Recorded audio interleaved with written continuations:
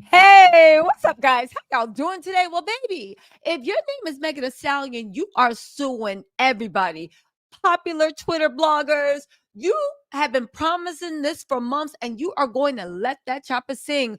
On top of that, you got Jay-Z's lawyers out here windmilling on people in the streets. Now, here's the thing. I was all up and down that lawsuit because anything pertaining to the bloggers, I 100% are really, really interested in. But the real question is that I have is Tory Lanez her real target? Is Jay Prince her real target? When Meek Mills actually said, "Yo, there's a silent war going on," I told him to shut up because he is very talented, but he is also Raps Village idiots. However, he might have been on to something. There's a lot of pieces moving around. This new lawsuit that was filed under a Florida statute, by the way, really had my mind going. So I said, you know what? We are going to bring in the best legal eagles on Instagram. Well, actually, yes, on Instagram, on YouTube, and on Twitter. We have Alfie, the Black Letter Law. She has been to the channel before. We also have Trill, $1 trillion goddess. She is also a cultural commentator on the money when it comes to legal analysis. They are coming because they actually joined me when we covered the Meg Thee Stallion trial the first time. Now, if you guys know, of course, we were riding out for Megan. At least I was. Tory Lane supporters, you're gonna have to park your complaints, and we're going to have to get into what's going on. Okay, there is a lot to cover, from what's going on with Jay-Z, Drake, the Super Bowl, Megan, the way she been promising to make people pay, and the interesting legal components behind it, because this lawsuit might just change the game for blogging. Or at the least it's going to change the game for bloggers that are passing out fake medical reports, fake habeas corpus, and fake everything else. All right, listen. What's up, everybody? Let's get into this. But with no further ado, let's bring up our very, very, very esteemed guest. What's up, Alfie? And what's up, Trillion? How are you? Hey, I Hey. happy to be here. I feel like I'm a friend of the channel, like a housewife. I don't have a peach, but I got something. Hey, how are It's you? so good to have you guys up here. Let me see if I can get everybody. Okay, it's so good to have you guys up here. Let's jump right into it because this new case has me fascinated. Okay, let's see if we Mhm. can actually pull up some of the legal documents. Megan is suing everybody. Everybody is in a kerfuffle over it, as well they should be.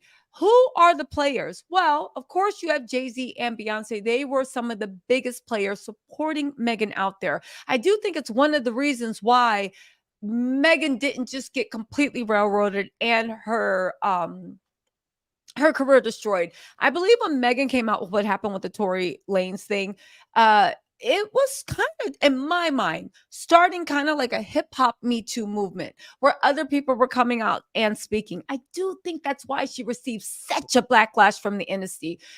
Let's be real. In my opinion, Tory Lanez was kind of like not a struggle rapper, but I never knew there were that many Tory Lanez fans in the world until they all came out to crush her. We do know that Jay-Z's lawyer, Alex Spiro, but Alex Spiro is a very esteemed, very good lawyer. You saw him make Piers Morgan take a knee in that whole thing. It's interesting that he is representing her Mm. once again. It's very interesting the strategy he took, which I think was a very bold one. Let's first talk and get your opinion on the lawsuit. I want to start from you know, 10,000 feet up in the air. I want to talk about the way, in my opinion, he did some very clever forum shopping. If you guys don't know, Megan actually filed suit under a Florida statute. Okay. Now, many states, including New York and California, do have some type of laws for cyber stalking, bullying, harassment. Now, because Megan is a star, it's a very high level to reach. However, there was a tape, a deep fake that was circulated of Megan. It was deep fake, capital P. It was very disgusting. this Twitter blogger actually said, "Hey guys, if you look in my comments, you will see something to this effect. Hey guys, if you look in my comments, you will find this video of Megan or this deepfake video." Okay. I don't know why they did that, because to me, I'm like, if it's Twitter and you're directing your followers to see something, it doesn't matter if you posted it or reposted it or just directed people in your feed to find it, you are accepting some type of liability. Let me get your opinion on the clever farm shopping, because unlike California and New York, Florida has very specific rules and laws written out about distributing deep fake capital P, as opposed to California and New York.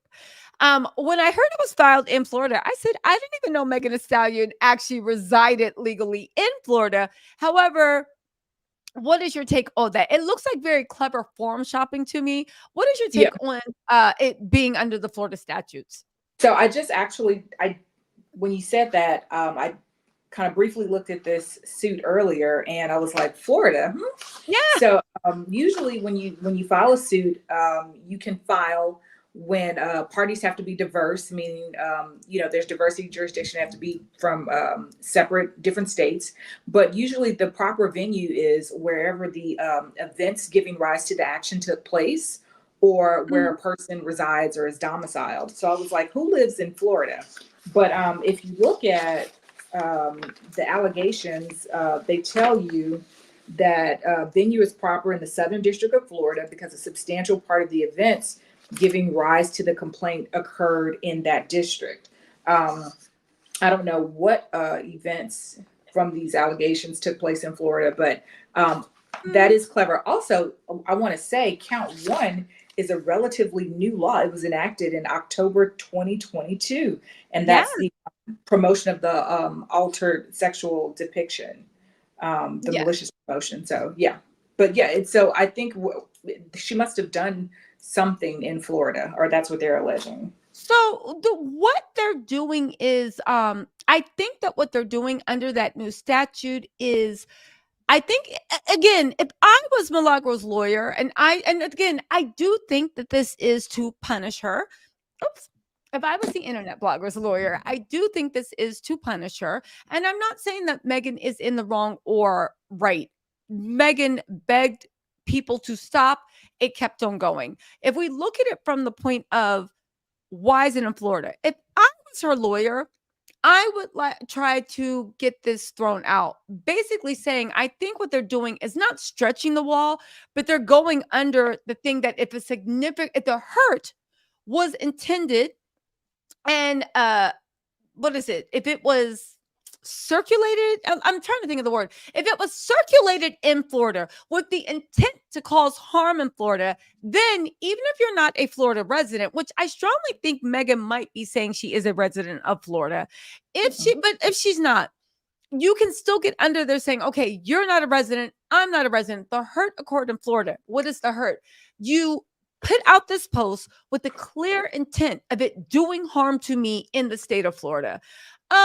Yeah, technically that's true, but it is a bit of a stretch. And with a savvy lawyer, you could say, okay, come on, be real. It was tweeted in the United States, but that said you can forum shop in Kathmandu, saying that my tweets were allowed in Kathmandu. It's a bit of a stretch, but it is still enough legal cover that if there is no challenge to forum, I really honestly do think that it might be tried in Florida. If I was Milagros' lawyer, I would be fighting tooth and nail to get this out of the state of Florida, because New York and LA do not have clear rules, legislation set out for AI, deepfake, Mhm. explicit content. What do you think the odds are of, if you're, let's just say, playing devil's advocate? There's enough legal cover, but it's a little thin. What do you think the odds are that this point of saying, well, if that's the case, it was also disseminated in Kansas, Ohio, Minnesota? This is to a certain point a bit of forum shopping. Unless Maybe, Megan is the thing. maybe. I think what they're saying here is that the actual acts, the posting online, the alleged harassment, the encouragement or the promotion of going to view the deep fake, the saying, check out my likes, that was those actions occurred in Florida. So that, But the devil's in the detail, right? mhm, You need to mhm. show that the harassing behavior or harmful content was accessible and intended to harm within Florida. That intended part. What do you think about that? I don't know. So you'd have to tell me, you'd have to educate me and tell me like what you're reading from, because from my understanding is what matters is where the act took place, not the intent of the harm that arises from the act. So, with the When Florida you're looking for, statutes for cyber stalking and also dissemination of deepfakes in Florida's legislation, because it is mhm, Florida, they actually say that if the perpetrator's location is not in Florida and the victim's location is not in Florida, either it's unclear whether it's an actual resident or you were in Florida when it happened, you know. mhm, The third way you can tag in is you need to show that the harassing behavior or harmful content was accessible. So she meets mhm. that prong. It was accessible or intended to harm in Florida. Right. I'm saying that's not even relevant here. I'm saying Mhm. the venue is the issue, and what they alleged in their petition or their complaint is what we have to take at face value. And they're saying that venue is proper in Florida because the events that gave rise to the complaint happened here. So what you're saying to me is extraneous, like bare I bones. mean, no, I get what you're saying about her extraneous, but to me, that just smacks of forum shopping. Because if that's the case, I can go to Mississippi, I can go to Kentucky, I can go to Milwaukee. Not saying I can't go, but at the end of the day, to just say that something occurred in the United States, so because it occurred in the United States, I can grab any forum I want, especially when No, no, Florida no, is no. saying, yeah. It's Well, like wait. if you go to New Hampshire and you do a wrong in New Hampshire, that's where the wrong occurred. New Hampshire has venue, specifically the region or the jurisdiction in which you committed the wrong. They will have venue. That's not forum shopping. Well, when you Forum. go Okay. on, no, go on, I'm sorry. Um, yeah, that's it. No, so okay, I get that. But just to pull it back, and again, educate us because you are the legal eagle, right?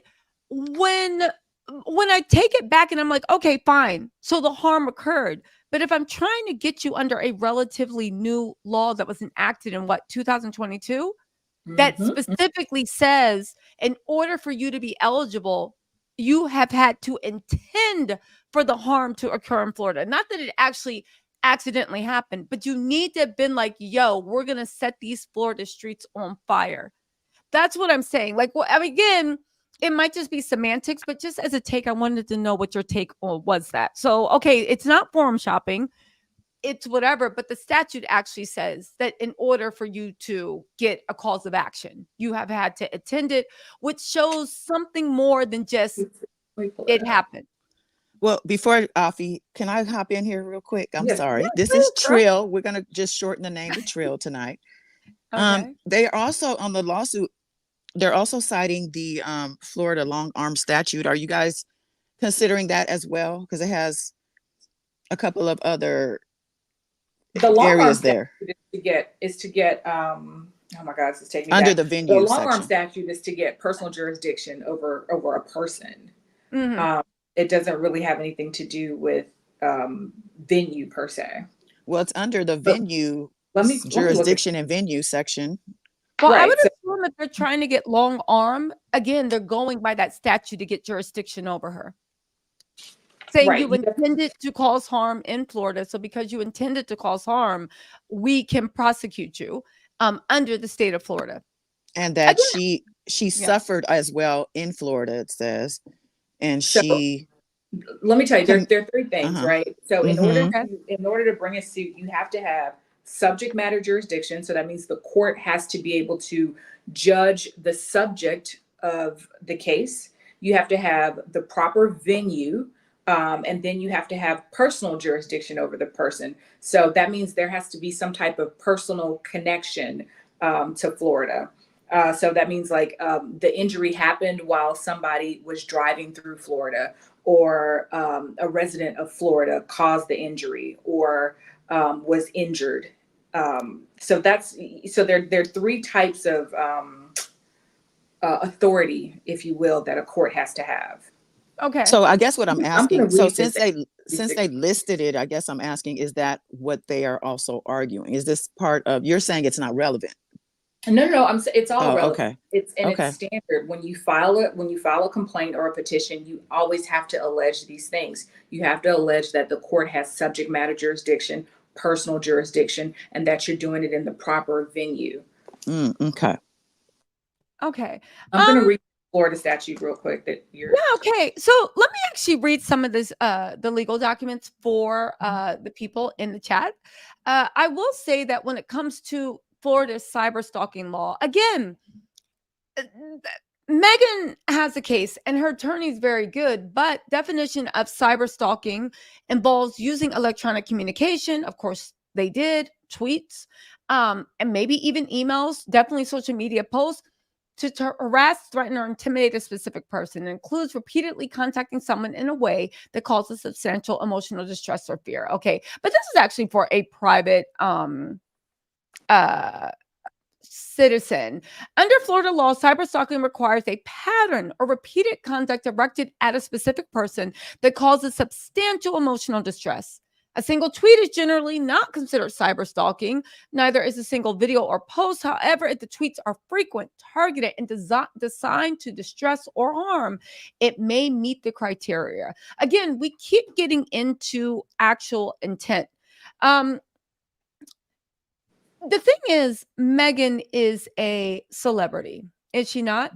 And the case was at that time actually very, very newsworthy. Now, I do think Megan's lawyer is making the argument that you guys, through falsified documents, lies, and a systematic campaign started by Tory Lanez and the rest of his blogger friends, you guys were creating a news cycle in which to amplify your goal. So you guys can't really go behind the statute and say, oh, well, it was newsworthy, because that is a defense if you are a public figure. It's very newsworthy. So I'm not really harassing. I'm just talking about what the people want, but they're creating their own news cycle. Where do you think that they actually stand with that logic? Dawn, I was reading the statute. I'm so sorry. I was expecting you. Go ahead. So I'm so sorry. I was also looking up something and listening. Right. Okay, so listen, let me get into the actual legal documents. I'll read the counts why you guys are gearing up. And that way I see a lot of you guys in the chats are kind of like not lost, of course, but you just want a little bit more clarity. So let me read the actual counts and it will give you guys just a little idea of the way. Again, I think that Megan has a very, very strong case, but again, and they can go after this blogger and bleed her dry if she has to pay, of course, for a good lawyer. Alex Spiro is really good, and I'm sure they will bleed her dry. It begs the $1 million question or the $1 trillion question. Who's her real targets? Clearly, in the lawsuit, up and down, it seems as if she is saying that Tory Lanez is the mastermind. Tory Lanez fed you. Tory Lanez did this and that. It seems as if she finally says, it wasn't me, it was Tory. I didn't know the documents were fake. Tory Lanez's team was giving it to me. I had no idea. And I apologize. And they go after Tory. What do you think about that? Okay, so first of all, I thought about, Don and I were talking about this earlier, a friend of mine. I was reading it and I was like, okay, they keep referring to her as a paid surrogate.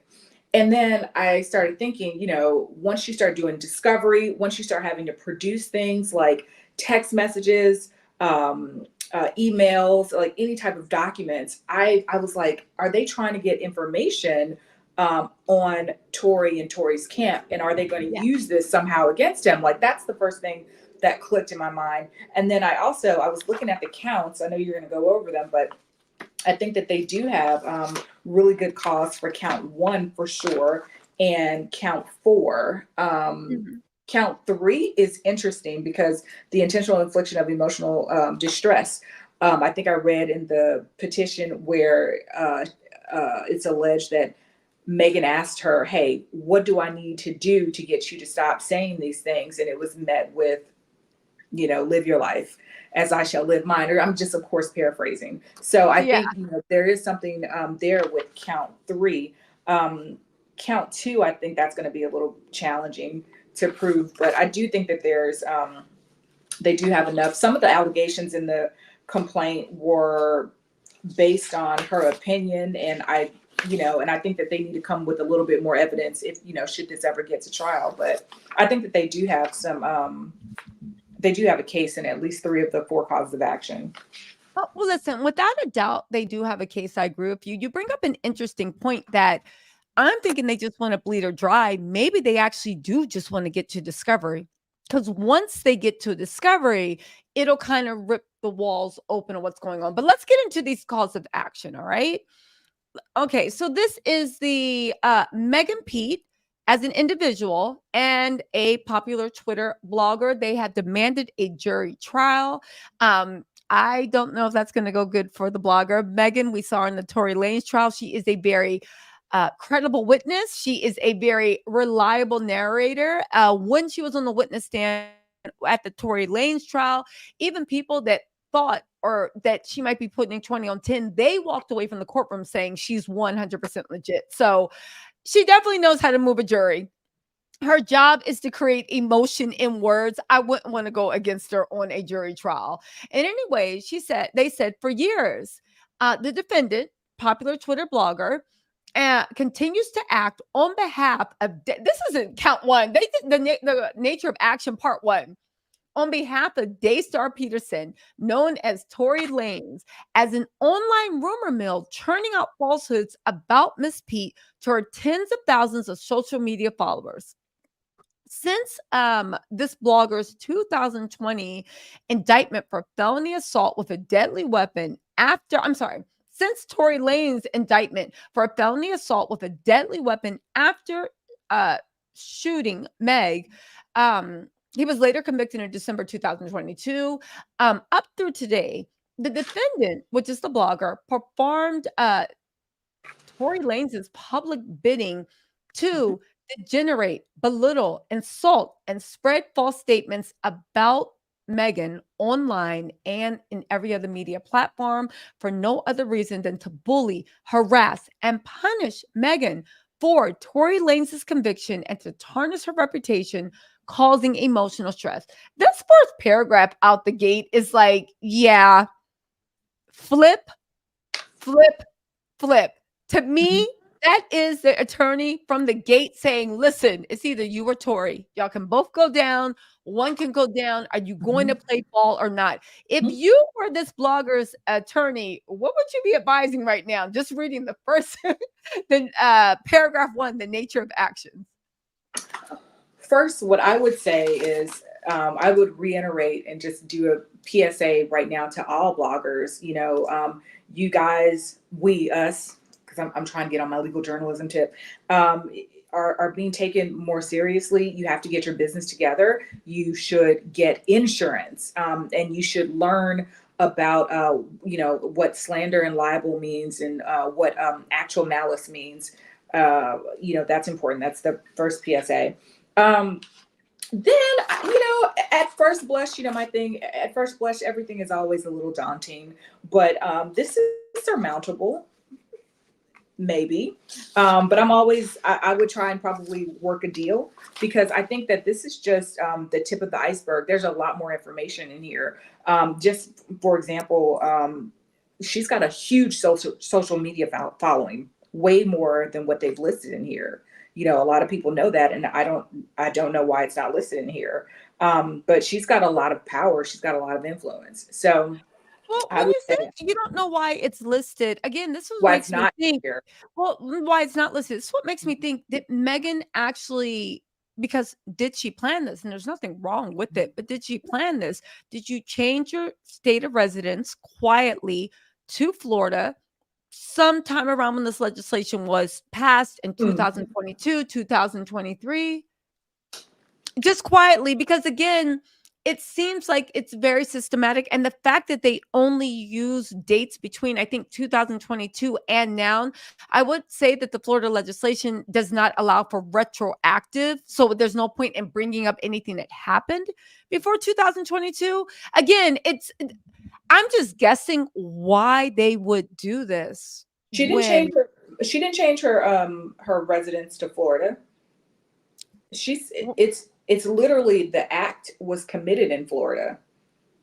Yeah, but I know what you guys are saying, but I just think that's so not flimsy. It's a case, and you have a good lawyer, they can definitely act it. But again, especially when you're dealing with celebrity, it needs to rise to the level of malice. How can we prove malice? Well, she knew the documents that she was getting from Tory Lanez was complete BS.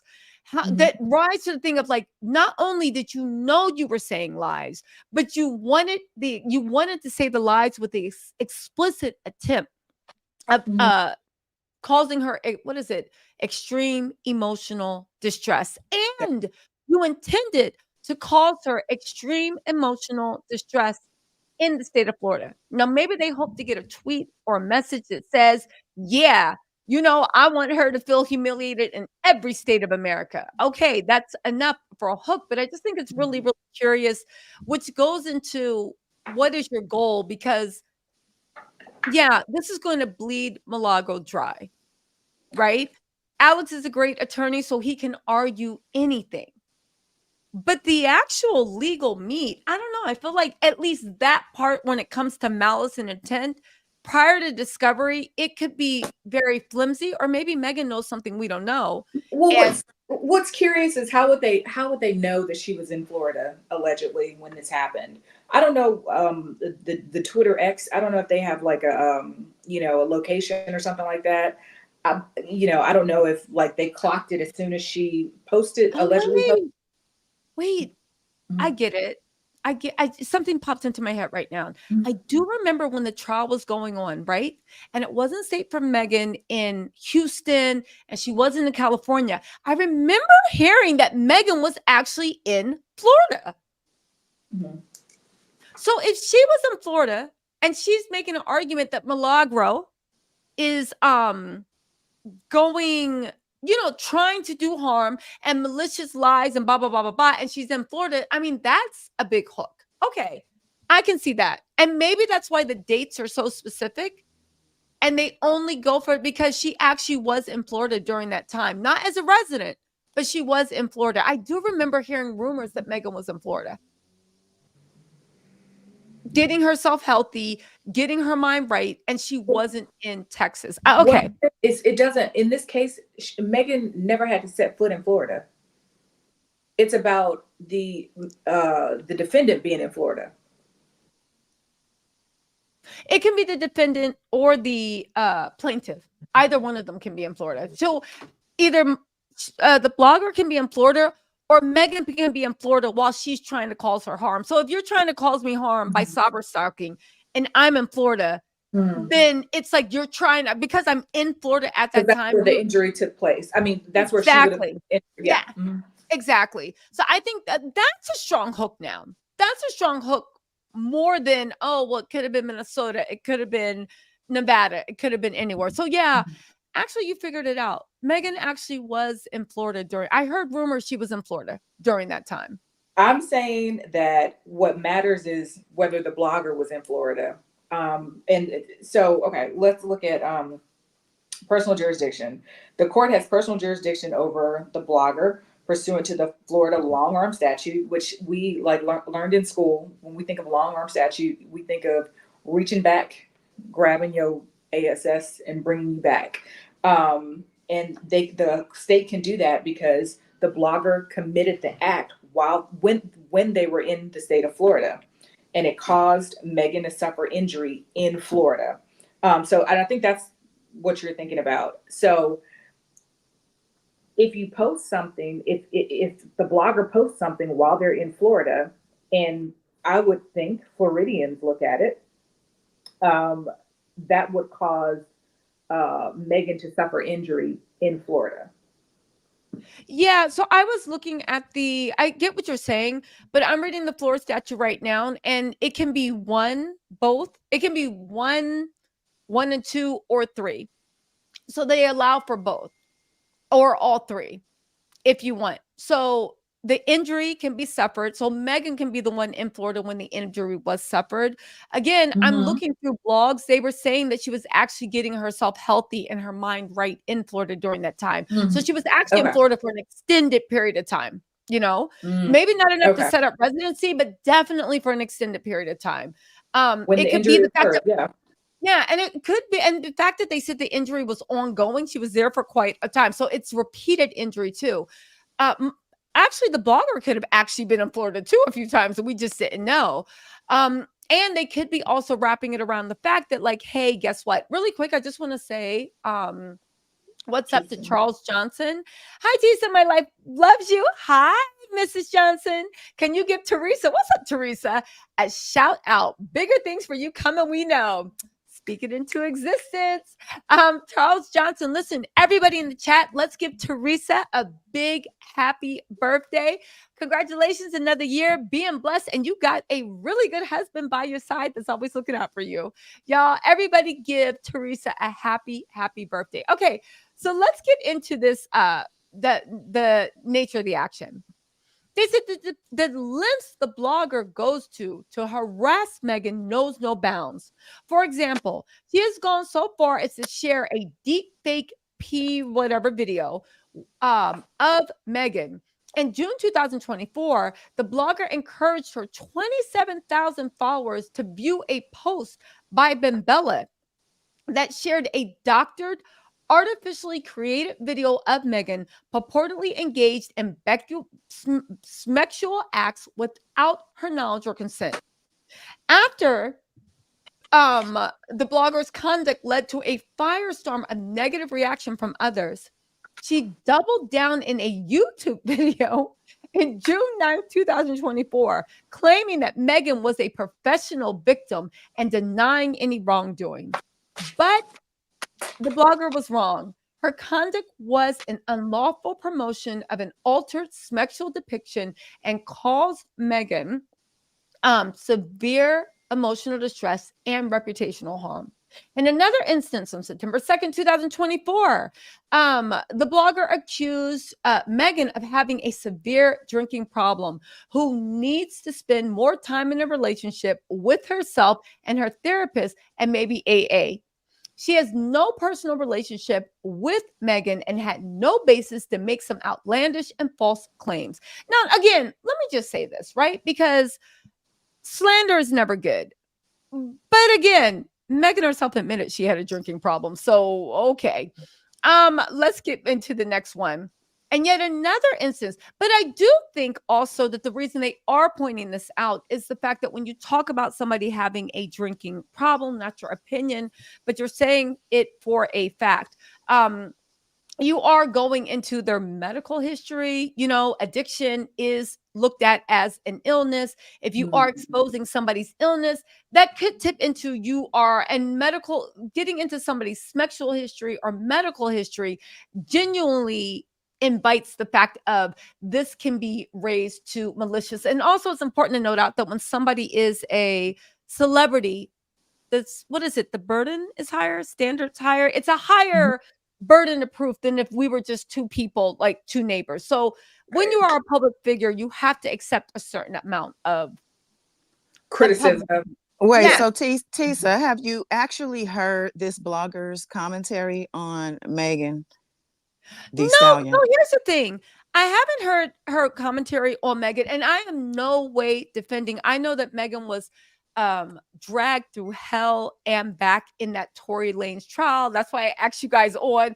I'm a big Meg the Stallion stan, and I thought the way she was treated was just like, it was beyond the pale. I'm just playing devil's advocate, you guys, since I am a blogger. I will play devil's advocate just to see, because I like the back and forth of the strength of the claims. But why don't you take it away? Because I feel like you're going to add some color, some meat onto the bones. Well, I mean, About what I was just going wanted on. to, yeah, I just wanted to know if you indeed had actually heard the content, because they're clearly Yeah. citing some of her YouTube content and that content I have heard, and Okay. it is vicious. It is nasty stuff. Why It don't is you give us an really, example of what it ooh, is? ooh. I think some of it is cited in the suit, but Okay. basically, if I can just think of, at the top of my head, it's been a while since I've listened to this person. It Okay. was really For during the the nature trial. of it. You don't have to give the Yeah. exact Well, because we I don't want mean, to get sued for the nature. of course, okay. I'm playing the TK version. I ain't got it, but let me just say that I will just start with during the trial. It was going on before the trial, but I'll just say during the trial because we were like face to face with this blogger.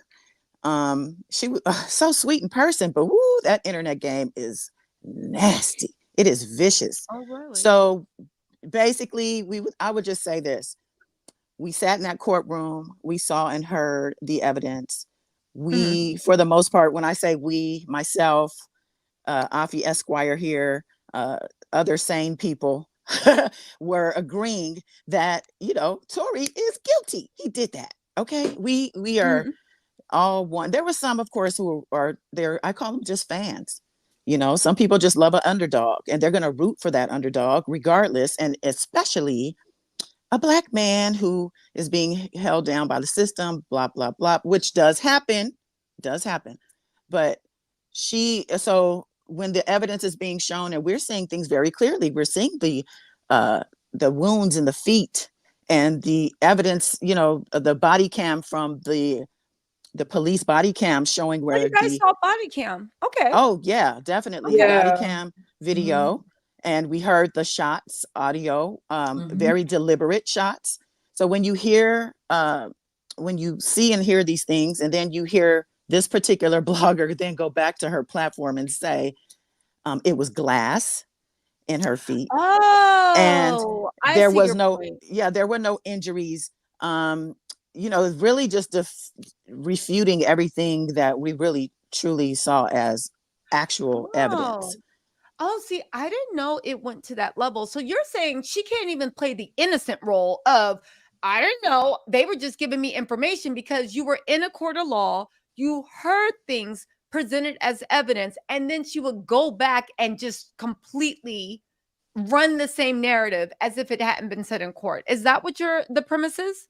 That's what I witnessed. And Wow. this person was on another big blogger's platform. I will not name him, but he is also, his name gets dropped with this person's. And he had her on during the trial. And we know his platform is even probably 5 times bigger than hers. So the reach is really there. And this particular blogger herself and Tory were plotting a podcast or putting it out there that they were going to do a podcast. So that to me said she was real cozy with Tory. We saw her sitting with his family in the court. There were a lot of things that I witnessed, and I'm like, okay, I'm connecting the dots.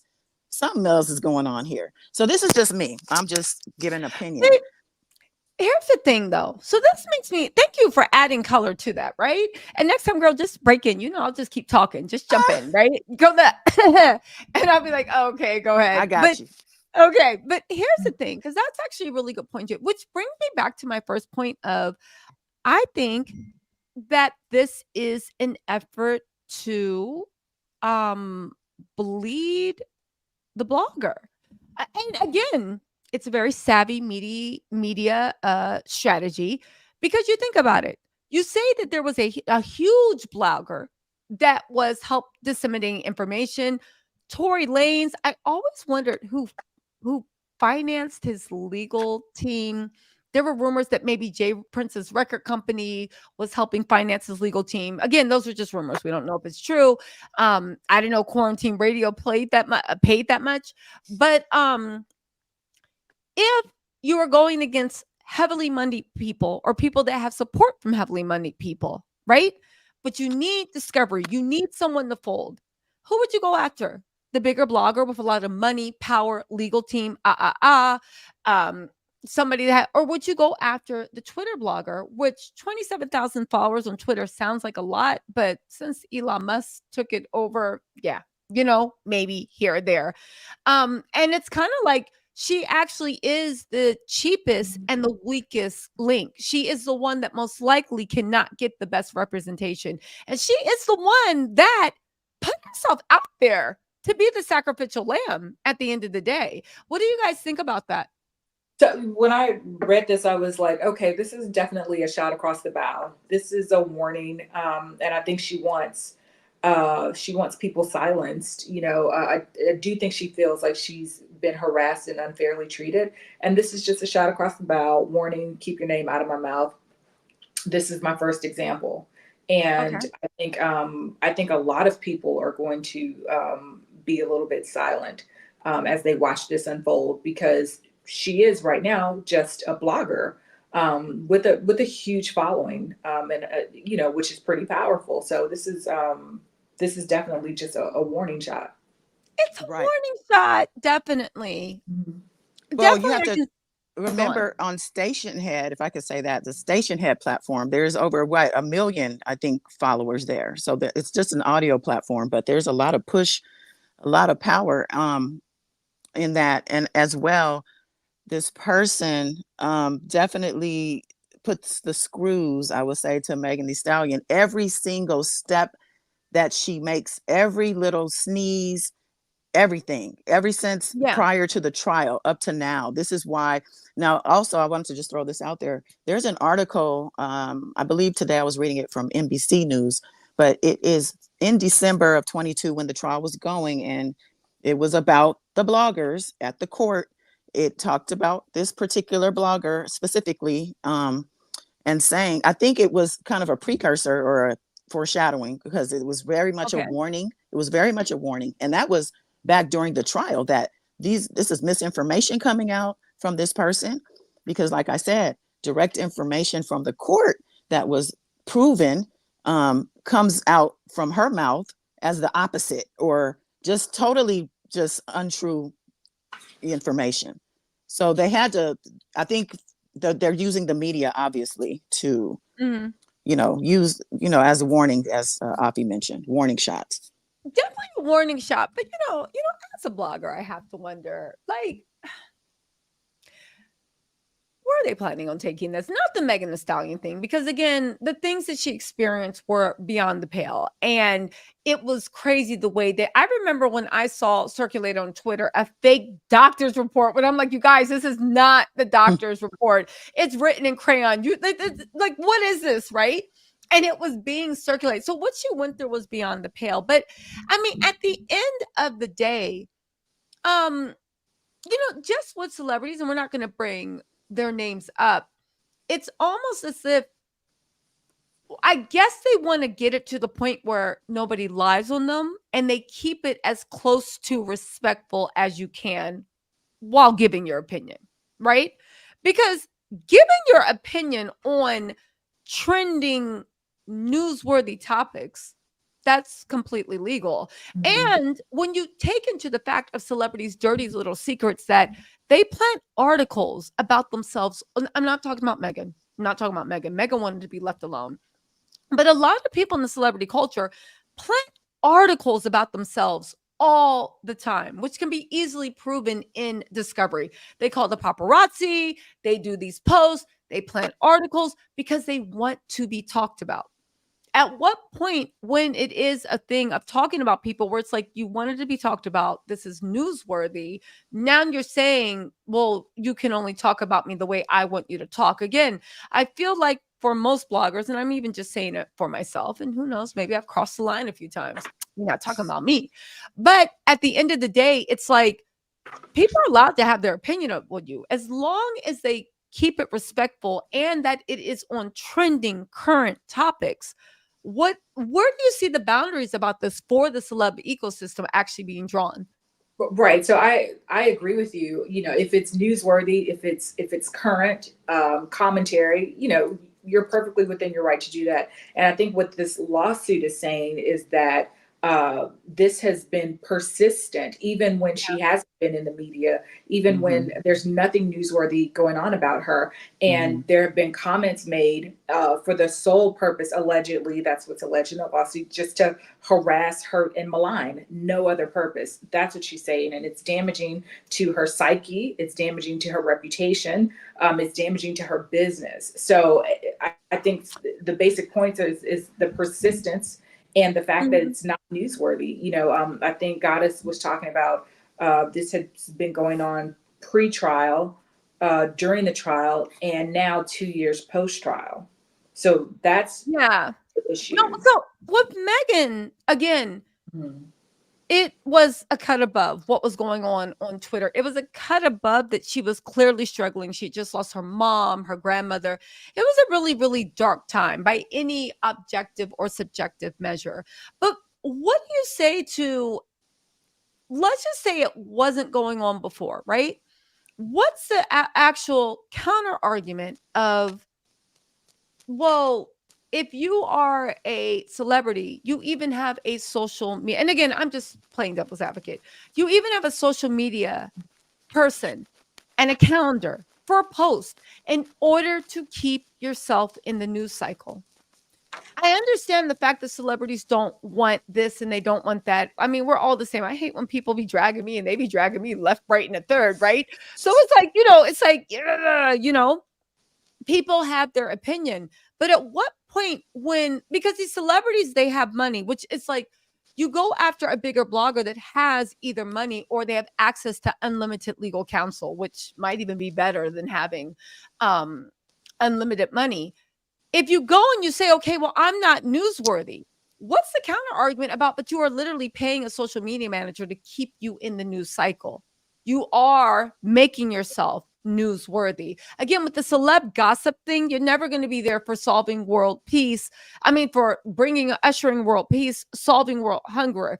When you look at what newsworthy is, it might not be newsworthy according to MSNBC and CNN, but who Kylie Jenner is dating, when you are putting that out there for people to read and consume, what is the level of newsworthy? I don't know what the level of newsworthy is, but I think what's important, what I'm thinking about, is the intention behind the post. Is it to report on something that's happening, or is it again to malign? Yeah. And then there are standards in these laws. One is, I think we talked about malice, and then another is, would these words offend someone of ordinary sensibilities? There are different standards written into the law, so the law will tell you. Wait, and then to add to that, she's also being charged with or accused of hiring bots or bot farms to go after the commenters who don't agree, or okay, that's in there. That's not her paying. I see why now, from the first nature of the action, they were like, Daystar is the one doing this, because I cannot see, unless it really is that personal, that somebody would hire bots to attack people in their comments. That, like, who has that budget and for what? Especially somebody who asks for $20 every 30 minutes on the dot from in their live streams. Oh, just saying. Okay, so listen to this. Let's get into these other calls to actions. I'll speed through them really quick. You guys jump in when you want, but let's get through so everybody knows the calls to action. Because I see in the chat, people are still debating where's the gun. You guys, that's why this blogger is being sued. The government presented evidence. All of the evidence was there. She was definitely shot in the foot. There was a firearm. Tory Lanez is inept counsel, for whatever reason, decided to put him on this, well, not put on stand, but they decided to open up a line of questioning that brought in some of the most damning evidence. They put a neighbor on the stand that said, oh yeah, I saw Tory. I saw him waving it, and they were like, no. You're talking about Megan. They're like, no, we saw Tory Lanez. So Tory Lanez did Tory Lanez in. The evidence is there. I will say that the fact that we're even having this conversation in the chat shows that this campaign to push disinformation was 100% successful. That's the easiest part they're gonna have to prove. They can go to any chat, any stream. They can even start a random account on Twitter saying, I hate Megan Thee Stallion, she lied, and there will be 1 million people in the comments saying absolutely. So it's going to be very easy to prove that cause to action. But let's get into this, right? Okay, here we go. And in another post, I'm just gonna skip through this really quick. She cast doubt on Megan's mental status, asking her followers if Megan has a guardian or no, and whether she has ever been deemed like legally, I'm not even gonna say that word, but legally mentally disabled. She was just offending everybody. They said the low blows didn't stop there. She consistently resorted to name calling Megan, characterizing her as an angry Black woman and a lying a-ho during her online live streams. Now, let me just say this and stop this right here. The funny thing is, I think the fact that this was all on Twitter is actually what did her in, because in Twitter there's no context. It's just the written word. You only have so many characters. It's hard to type, in my opinion, even though she should have started off every thread saying, in my opinion, Megan is a lying a-ho. Additionally, in and around June 29th, 2024, well, this is super recent, she tried to pull information on Megan's father in an attempt to publish private information about her family and cause damage to her reputation. So, I mean, is she trying to say she tried to dox Megan? Okay, we'll come back to that. She's repeatedly tried to stop. Megan has repeatedly tried to stop the defendant's misconduct and asked what would it take to stop being posted on her platforms. In response, she provided the snide advice that Megan should just get over it or go away. Now, that's interesting to me, right? Because kudos for Megan's. I think her legal counsel advised her to be like, what do I need to do for this to stop? Right? Because Megan could have had her lawyer her very powerful lawyer contact her and put a cease and desist out.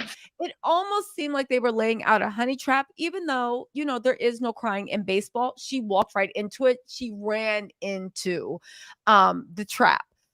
The whole thing about what does it take me? What would it take you to stop? The answer to that, if she had said anything, I don't know. I feel like that would have rose to the level of extortion. What do you guys think? If somebody says, what does it take you to stop? And I say, I want you to do A, B, and C. To me, that's like, I just call it an extortion charge. No, could be. I mean, she could have said the truth. I mean, no. Well, it depends on her answer. It depends on her answer or what, you know what I'm saying? But for someone to say the truth, I get that. But you guys are legal minds. So you guys are like, the truth. Try again. So I get the fact, but the average person, especially the fact that you think that this is personal, if she said, oh, well, I want you to apologize to Tory, or I want you to admit this and that. A lot of people don't write in the truth. They'll just say what they want. To me, that almost seems like they were trying to get her on extortion, which if they were, that was a very, very clever legal maneuver. Like very, very clever. Because I would have thought that Megan would have said, but then again, there's also the chance that Megan was being very sincere when she said that.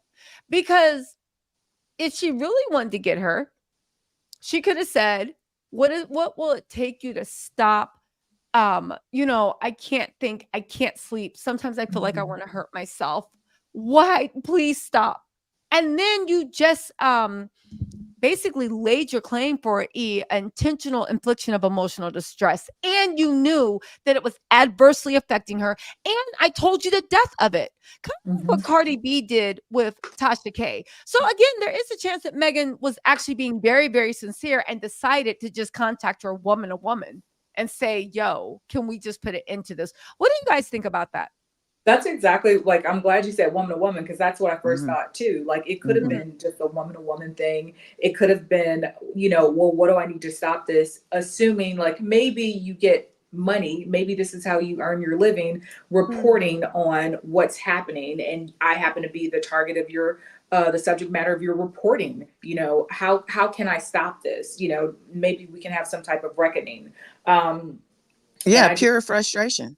yeah, I think the IIED, intentional inflection of emotional distress, is something that works in her favor. Well, the fact that she called and she approached her, now this intentional inflection of emotional distress just, it just works in her favor. Her allegedly saying, "I'm good," like there's nothing. No, definitely. You bring up an interesting point when you're saying if you make your money talking about people, right? For a living, I actually give commentary. If you guys didn't know, I give cultural commentary. Um, you know, I've thought about this a lot with, and knock on wood, right? Knock on wood. But I've thought about this a lot. And, it seems as if the blogosphere is the wild, wild west. I, for myself, truly, honestly believe that I stay on this side of the line, right? Recollections may vary, but I believe I stay on this side of the line. But I thought about it when it comes to celebrities and the way that celebrities are, and we're not talking about Megan Thee Stallion. I completely agree with what she's doing, but take her out of the conversation. Celebrities, I have noticed because they are starting to notice the power of YouTube and also the power of TikTok. Mhm. TikTok, there's too much quantity and it's too fast, right? Um, and it's hard for people on TikTok to do cultural commentary to get a big following. It happens, but it's hard. YouTube is a little bit more direct. And before they didn't really care about YouTube, and now they're trying to focus on YouTube because at the end of the day, they want to silence people and they don't want people saying things about them that Mhm. they find in any way disparaging. They just want the good press. They want to make sure that everything is like the Ellen show. Hey, what'd you eat for breakfast? Oh, that's so cool. And again, it's no problem. I would want the same thing. I don't like it when people talk about me, whether they're right or wrong. But they're pushing, pushing, pushing because they look at bloggers as easy fodder. Do you think that they are moving toward a point where they're going to basically force bloggers to kind of like band together and unionize? Because when you talk about, oh, well, they're just saying what they want over and over and over. What is NBC, MSNBC? What is Fox News? What is CNN? Now, CNN might be the most boring version, but especially when you start getting into cable news, they will latch onto a subject, go through people's trash, drag them up and down, and they are political figures. Political figures still are public figures, but when they're acting in the capacity of their job, I would actually say that celebrities actually they don't sign off their right to be publicly known, but they do it more so than political figures. I get the fact that celebrities are pushing, pushing, pushing because they want to make bloggers bow down. And bloggers now, we are very fractured. But I feel like they are pushing the ecosphere so much that there's a chance that bloggers could band together, get a union, mobilize, and all pay for legal counsel because the fact that we will allow Fox News to exist, the fact that we will allow MSNBC to exist, the fact that we will allow News Nation to exist, Pierce Morgan to exist, the Daily Mail to exist, the Sun to exist, the National Enquirer to exist. But you turn and you look at the little people and you say you're going to, and there is also a healthy bit of disdain. Well, I don't know. It's kind of like that old thing of like Big Stepper, that line, or is it Project P when they're like, see what you gonna find, baby, push your luck. Again, I do think it goes both ways. Again, I'm not saying there's going to be a revolution in the blogosphere, but I Mhm. do think that bloggers as a whole, regardless of what we report about, whether it's sports, entertainment, makeup, celebrity, music, bloggers as a whole can also band together and really start pushing back. What do you think about that argument? I definitely think that's something that will eventually happen, especially with respect to, like, it's a real job. Mhm. I don't have cable anymore. I have the favorite people that I go to. Like, I listen to you. I listen to Aw. Yeah, I have like my three favorite go-to people who are authorities. But I think, the difference in, like, if I can just use this case as an example, you mentioned News Nation, you mentioned, like, let's say our traditional journalism, CNN, MSNBC, what have you. We're looking at a different audience and age group and access. Megan's a young person, right? So, she's always going to be on her phone. She's always going to be accessing social media, and different platforms. Now you have a blogger who is very powerful, who can send waves of commentary. Um, and some people are unhinged, but they can send Yeah. waves of people your way, and you can't ignore everything. Whereas your CNN person may not, again, it's a different age group. They're not necessarily going to seek out the person that is being covered in the article. Right. They might just register disdain mentally, not buy a product, and go on about their life because they've got, children, family, a job, health insurance, and health issues. But here we're talking about just, I think, just a different group. True, true, but okay, so let's challenge that because I like that position, but Mhm, let's actually challenge that because now we are in the internet age, right? mhm, But I do believe the National Enquirer, the Daily Mail, and the Sun were the OG bloggers. And mhm, that's when people were in their early 20s, 18. And what they put in there, right, spread like wildfire. At a certain point, there only was the gossip magazines. And I'm talking about even before blogs, like written mhm, blogs, really became a thing. They were still protected to a large point. And you can't really argue journalistic integrity, but they were still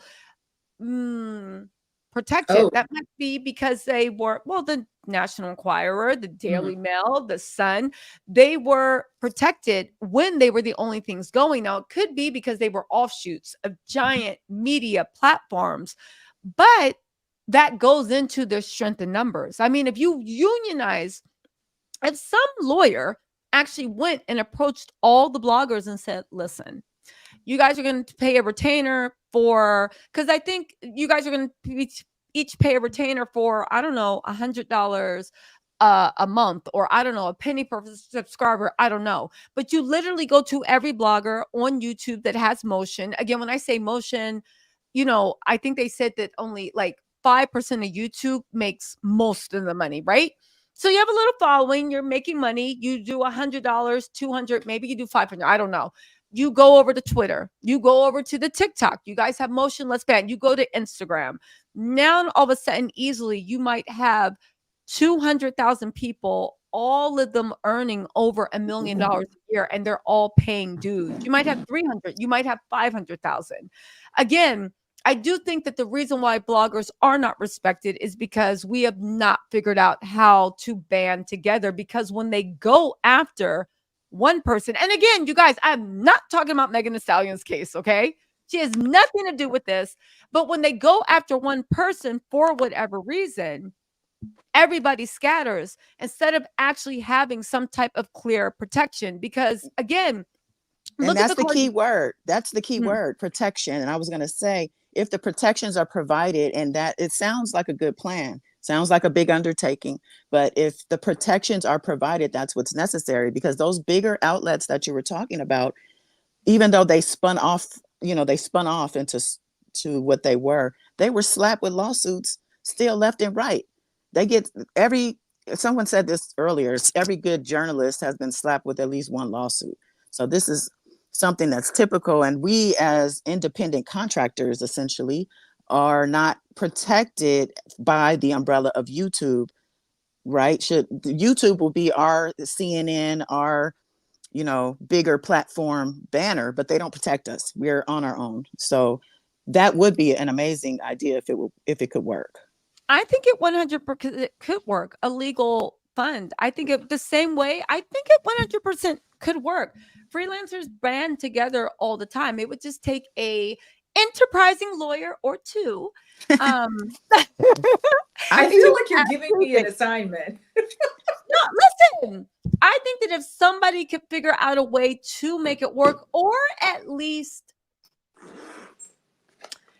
everybody has lawyers on retainers that could at least help codify this brave new world. Because I get it. There's a lot Yeah. of gray area.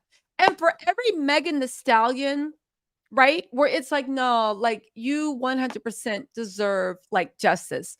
There's a Harvey Weinstein. There's a Diddy. There, you know what I'm saying? It's kind of like for every time it goes at that, there's, you know, a celebrity that's cursing people out, but then hiding their hands and playing the victim for every single time that there's a celebrity. So I get it. It's kind of like with everything. But even when you get into, there hasn't been a journalist that hasn't been sued. I mean, when we want to talk about gatekeeping, that is why, because if you are on the Daily Beast, if you are on wherever and you get sued, they're going to take care of it.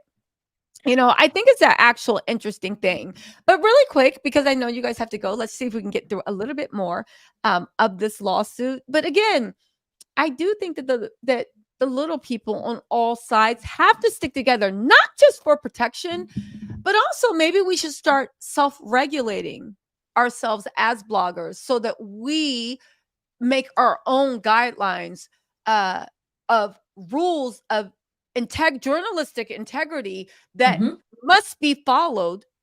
And again, we can monitor our own self, and I think we can actually bring order to the Wild West of where it's fair for both parties. There are lines that can't be crossed, but also there are lines that can't be crossed. So there will be no bullying on either one. I don't know. It's an interesting I don't know if two lawyers actually got on top of that. I don't know. No, I agree. Just like learning the basics of media law, you know, is important to just to protect yourself.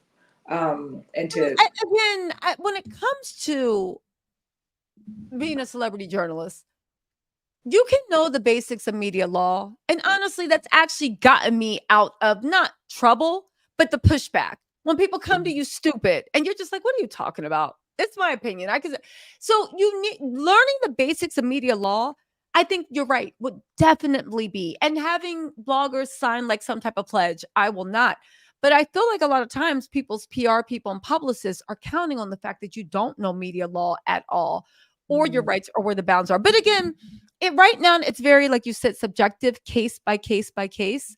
And there would be nice to get some type of framework where there are objective boundaries. You know, by coming on YouTube, you agreed, well, not even YouTube, but coming into this umbrella of bloggers, you agreed not to do A, B, and C. You did A, B, and C, you're on your own. You're off, you know, it's kind of like on CNN. When you do something so off pale, it's like, yeah, this isn't protected. But if you do something within the rules, then there will be people to push back.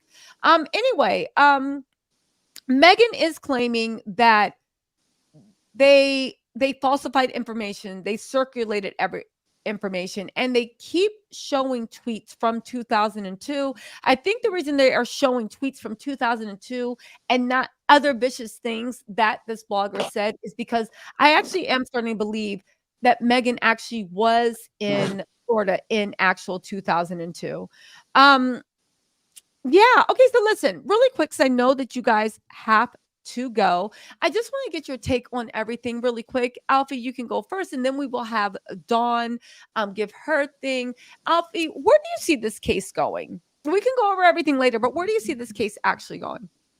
I think, you know, it's going to be interesting because it's got legs. So, you know, I think the defendant is going to need to get some really good representation, but I think it's going to change the landscape with respect to how people discuss, you know, certain targets or certain celebrities.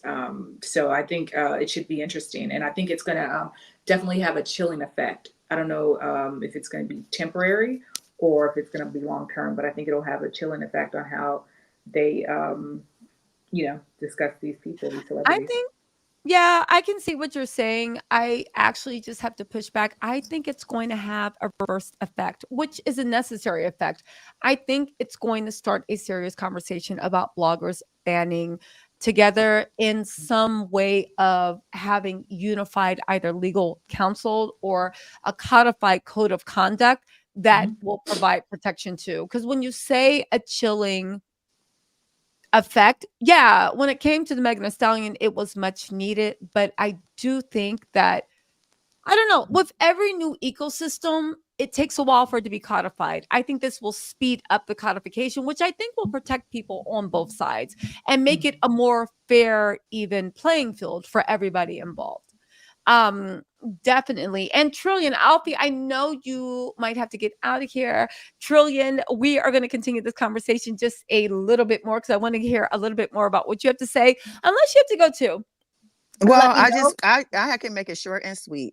Okay, go on. The Cardi B lawsuit for me was a defamation suit, I believe, and that was this lawsuit to me is an extension of that because it's covering now harassment and cyberstalking and bullying. And are you being paid to do this? You're targeting this person. You're hiring bots. It's like you're going over and beyond to disturb me. So, with Mm. that being said, I feel like, obviously we have to wait and see how this plays out. But I definitely think there will be an effect on, how people are reporting. And, myself, I simply stick to what's published in the news. I go from that. I give my opinion off of that. I'm not making up anything. I'm not, I mean, if intuitively I might speak on some things, but I'm not going to harass, target, harp on a person, dig on a person, drag, I'm not going to that go over above and beyond to make a person want to hang themselves, I guess, or excuse me, unalive themselves. So not trying to, go that deep with it. And I think that's the issue is that people go too far and they disregard common sense and all of that good stuff and the law, obviously. So with that being said, $1 trillion goddess, aka Goddess Dawn, thank you so much for having me. I appreciate you Okay, so well, much. okay. Thank you so much, Trillion. Alfie's going to stay on for 15 more minutes. Okay, You want to go? thank Wait, you. Goddess, do you have to leave? I'm out. Yeah, I will. Hit me up. We'll talk. All Okay, right, I'll call. Okay. thanks. Okay, so it's just Alfie and myself. Dawn made some really, really good points, and Mhm. definitely you should never harass somebody to the point of whatever. But again, when you're not talking about extreme cases like we are now, and I really do feel like there needs to be something codified, rules of engagement, Mhm. limits, so that everybody understands on both. And I think that most people, whether you are a blogger, and I say that as a blogger, or you are a celebrity, most people are trying to come to, because at the end of the day, the reasons why they're not suing bloggers left and right is because it is just like the mainstream news. It is the ecosphere. We also talk about the blogging sphere, what happened when we saw with Diddy's case. A lot of what was broken about Diddy's case until the mainstream media took it seriously was broken on the blogs. And a lot of stuff that was broken on the blogs was proven to be true, or at least the federal government included it in their indictment as to what was Mhm. going on. So when Dawn made a case about, we are going to, um, I report what I hear on the news. If you start to limit it to just what you hear on the news, and again, I'm not talking about falsifying information, Mhm. lying on people, doing this, and All right. also passing off speculation as fact, right? But if you're only relying and you can only read whatever the mainstream outlets print, then you see what I'm saying? Like, the PR people are telling the outlets what to print. So where does the actual news reporting? One of the reasons people are leaving mainstream news is because it's not that it's dry and it's boring. It's just the fact that how many times can you just see people reading PR statements passed off as news? And I mean across all formats, whether it's Mhm. political, celebrity, whatever, before you just start getting tired of it. What's your take on that? Um, I think that's why, again, a lot of people are moving to bloggers or the real free press, if you will. I think I was listening to I think NPR maybe a year ago, and they had done a survey, and they were asking, what are people looking for? People are getting tired of the news, and they were like, I'm tired of this boilerplate presentation, and there's no follow up, no solution. You're not telling me what to do. You're just presenting something to me. And I think what I like about bloggers is, they're not confined by, traditional news, and they use resources like other bloggers. They look at, what do you call them? Blind items, Yeah. and they have a little bit more freedom with respect to the speculation that they can put forth, and I think people are more interested in that. Definitely. I feel you on that one. And again, I'm taking myself out from being a blogger because I'm working a lot now, but I used to love listening to people too. I would actually agree with what you said, and I would even counter. It's like, I get what you're saying. We don't need you to make us drink, right? Mhm. But it is something where I think mainstream media got into this holding pattern where it became more than you're just giving me information to. You are selecting what information to give me. You're Yeah. not, it's like on Monday, if you gave me steak, Tuesday, you gave me hamburger. Okay, fine. So I might not like steak for breakfast, but you know what? Eventually, you're going to give me something that I actually want to eat. I think the reason the rise of bloggers and especially TikTok is that it's Mhm. just different points of view, different angles, and you don't have to wait until an editor or a network anchor decides that this is newsworthy. Because again, Mhm. they started to become like, yes, we are the only funnel and we will tell you what you need to listen to. Right. Yeah. Yeah. So yeah, definitely. Let me get back to this Megan case because I'm actually like, do you think that the blogger is going to fold and actually give up? Because, and this is Mhm. the legal thing I've been wondering. If you're saying, Tisa worked for the Gambino cartel and she did this and that, what is the legal defense to be like, me? I'm the problem? Because there's all these bigger people, but I guess you can sue anybody in any level Mhm. of a criminal conspiracy. If I was Megan, I'd have been like, this is a criminal conspiracy, but go on. Yeah, I mean, I don't think she's gonna fold. She'll get represent. She seems like a fighter. She's gonna get representation, and I think, like when you go and you see your attorney, they're gonna say, "Hey, this is the floor. Best case scenario. Well, floor is gonna be your worst case scenario. Ceiling is gonna be best case scenario. What train do you want to take?" But I'd try to work something out. I think I always try to work something out first because, trials litigation is expensive. And if you look in the complaint, they ask for attorney fees. Yes. That's pretty doggone expensive. I try to settle it as quickly as possible. But here's the Um, thing. I think the settlement would be, but there was one sentence, and I gotta get your opinion on this. mhm, They literally mentioned that under the statute, it's punishable by a year or more by a year or up to a year in jail. Do you think mhm. that they're going to make a criminal complaint referral? No, You don't think so? no, I don't know. Megan seems really, really serious. yeah, I doubt it. Why? I And think this is it's a, your opinion as attorney 'cause in legal. Why do you think that? I think it's a friendly threat. One second. Okay, so she's left us, and she left us on a cliffhanger. They did mention that the statute is punishable to up to a year in jail.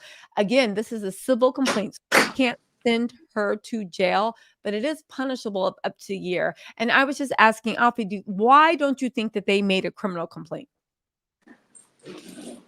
Well, I think you can make a criminal complaint. You can always go to the police and you can file a report. But again, it's always people always say, "Oh, they're going after the money. They're not going after justice."